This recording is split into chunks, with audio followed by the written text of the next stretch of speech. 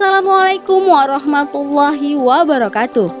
Bertemu lagi bersama kami kelompok 50. Pada konten kami kali ini, kami akan membahas bagaimana cara aman dan sehat menyembelih hewan kurban.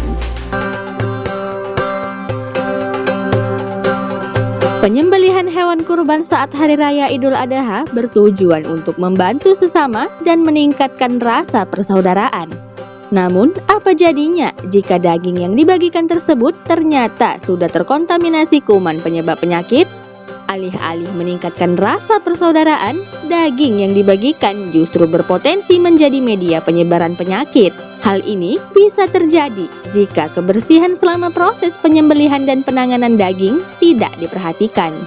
Melansir dari sebuah laman artikel, ada 5 hal yang harus diperhatikan agar daging kurban yang Anda bagikan tahun ini terbebas dari bahaya kontaminasi kuman. Nah, teman-teman, mari simak yuk apa saja hal penting tersebut.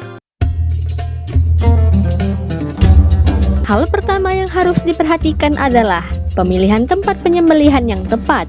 Agar kebersihan daging kurban terjaga sebelum dibagikan kepada mereka yang berhak, pastikan lebih dulu untuk memilih tempat penyembelihan yang baik. Disarankan agar tempat penyembelihan tidak berdekatan dengan pemukiman. Akan lebih baik lagi jika Anda menggunakan tempat khusus untuk menyembelih hewan kurban.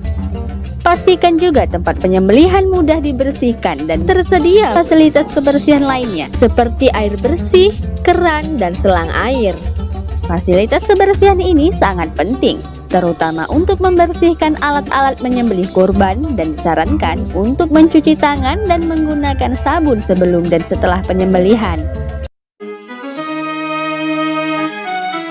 Hal kedua yang harus diperhatikan adalah pastikan hewan kurban bersih dan bebas dari penyakit. Sehari sebelum disembelih, hewan kurban disarankan untuk dimandikan agar tubuhnya bersih dari berbagai kotoran dan kuman. Selain itu, penting untuk memastikan hewan kurban bebas dari penyakit, mintalah petugas peternakan untuk memeriksa kondisi hewan yang akan disembelih guna mengetahui apakah hewan tersebut berpenyakit atau tidak.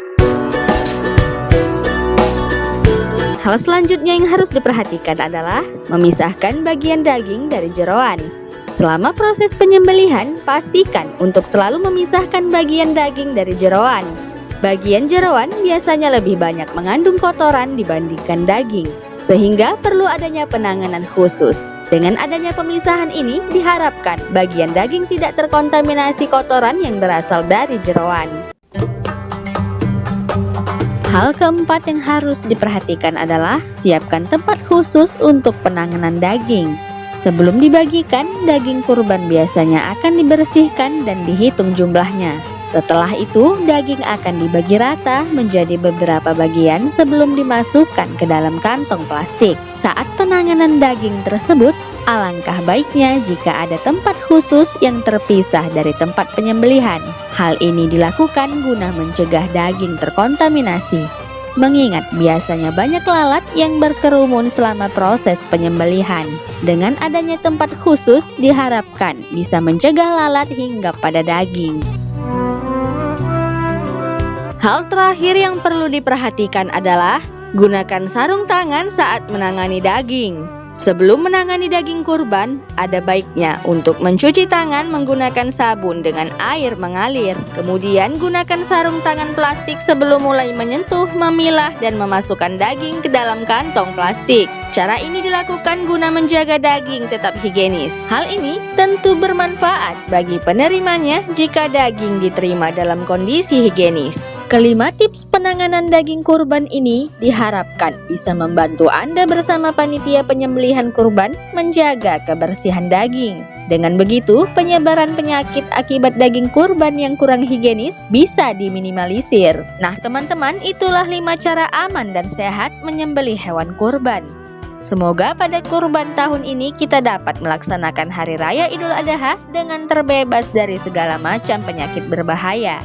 Demikian video kami kali ini. Wassalamualaikum warahmatullahi wabarakatuh.